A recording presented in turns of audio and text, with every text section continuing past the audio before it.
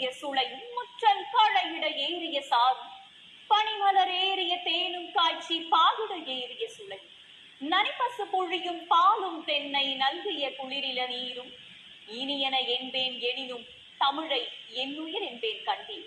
முத்தமிழுக்கு முத்தான முதல் வணக்கத்தோடு அன்பான காலை வணக்கம் நண்பர்களே. இப்போ உலகில் பேச்சு என்பது ஆகப்பெரிய ஆயுதம். எதையும் உறக்கச் சொல்லும் தைரியம் கொண்டது பேச்சு. இணக்கத்தை ஏற்படுத்தும் பெரிய ஆயுதம் பேச்சு. ஈர்க்கும் மந்திரம் கொண்டது பேச்சு. புரிதலின் அடையாளமாக எந்நாளும் இருப்பது பேச்சு. அந்த பேச்சாற்றலை இது போன்ற இளம் சிறார்களிடமிருந்து வெளிக்கொணரும் நிகழ்ச்சிதான் இது. இது புதிய தலைமுறையின் திறமை பொங்கும் Tamilagam 2023. Sri Narayani group of institutions, Sripuram, Vellore.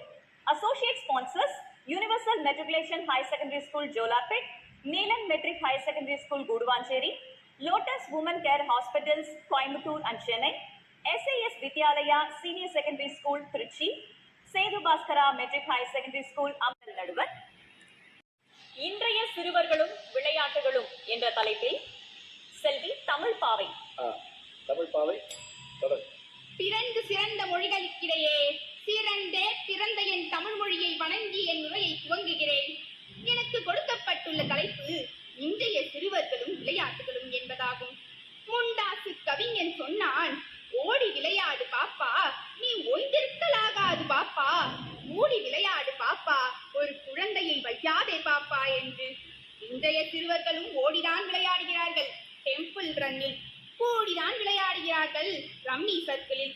அன்று விளையாட்டு என்பது மைதானத்திலும் வீட்டின் திண்ணைகளிலும் விளையாடப்பட்டது.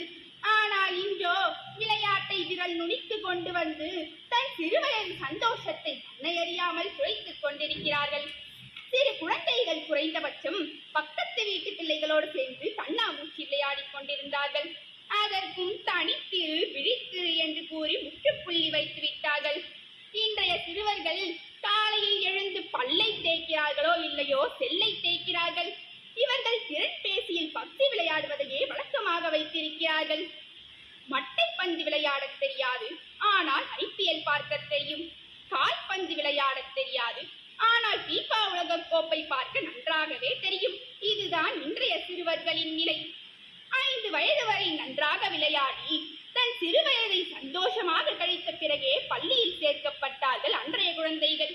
ஆனால் இன்றோ 2 வயதிலேயே தொடக்கப் பள்ளியில் சேர்த்துவிட்டு அவர்களின் குழந்தை பருவத்தை பறித்து விடுகிறார்கள். ஒன்றை கூறி என் உரையை நிறைவு செய்கிறேன். என்றைக்கு 5 வகை நிலங்களில் விளையாடப்பட்ட விளையாட்டை 5 விரல்களுக்குள் முடக்கினீர்களோ அன்றே குறைந்தது சிறுவர்களின் சந்தோஷம். நன்றி, வணக்கம்.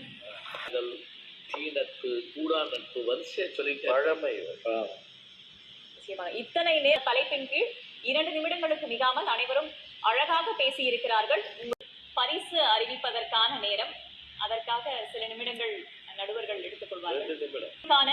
முதல் சுற்று, 2ஆம் சுற்று நடைபெற்று நிறைவடைந்திருக்கிறது. அதற்கான மதிப்பெண்களும் நடுவர்களால் வழங்கப்பட்டிருக்கின்றன. வெற்றி பெற்றவர்களுக்கு என்னென்ன வழங்கப்பட போகிறோம், அதாவது என்னென்ன வழங்கி இருக்கிறோம் என்பதை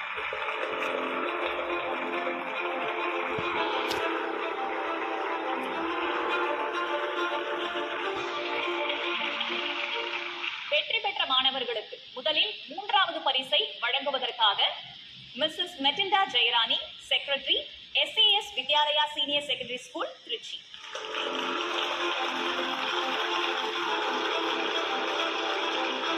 தற்போது நடுவர்கள் விளம்பரதாரரை சிறப்பு செய்யும் நேரம்.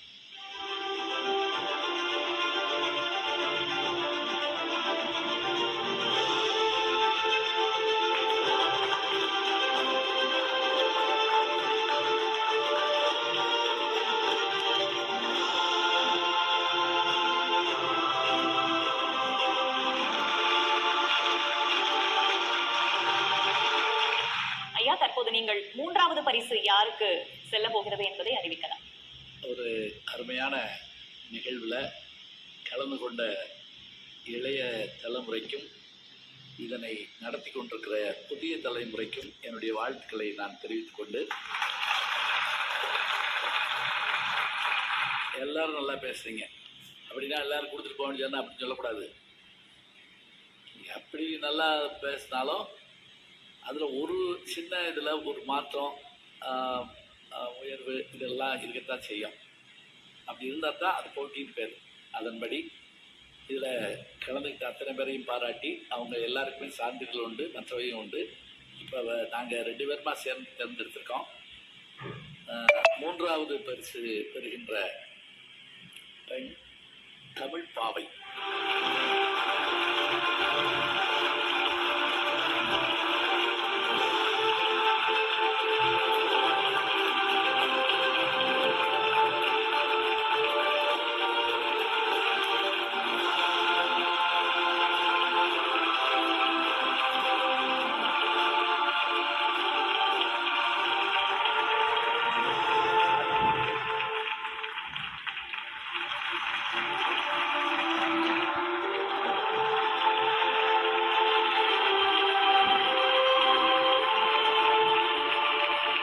திறமை பொங்கும் தமிழகம் 2023 3ஆம் பரிசை செல்வி தமிழ் பாவை பெற்றிருக்கிறார்.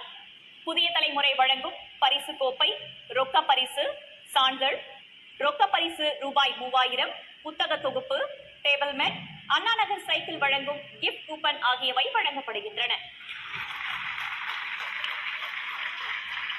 மிஸ்ஸஸ் மெட்டில்டா தேரர் வாழ்த்துரையாக சில வார்த்தை. எல்லா புகழும் இறைவனுக்கே.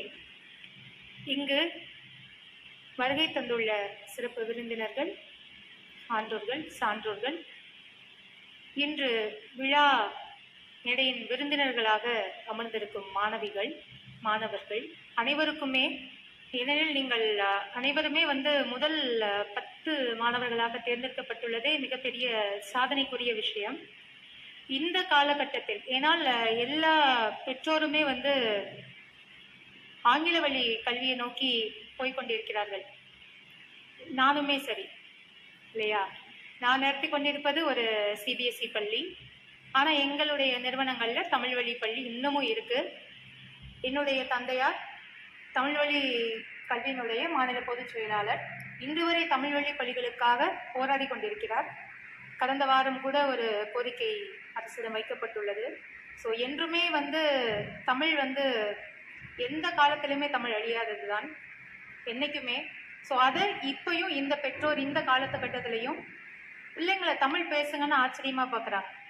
ஏன்னா பெற்றோருடைய எதிர்பார்ப்பும் ஒரு கான்வென்ட் ஸ்கூலில் படிக்க வைக்கணும், ஒரு பெரிய இங்கிலீஷ், என் குழந்தை இங்கிலீஷ் பேசினா தான் அந்த ஸ்கூல் நல்ல ஸ்கூலு, அந்த ஸ்கூலில் தமிழில் பேச வச்சா அந்த ஸ்கூல் ஸ்டாண்டர்டானது இல்லைன்னு நினைக்கிற இந்த காலகட்டத்தில் பல பள்ளிகளில் இது போல மாணவர்களை உருவாக்கி கொண்டிருக்கிற அனைத்து பள்ளிகளுக்குமே பாராட்டுக்கள். சிறப்பாக இன்று இந்த 3ஆம் பரிசு பெற்ற தமிழ் பாவை என்ற மாணவிக்கு சிறப்பான பாராட்டுக்கள்.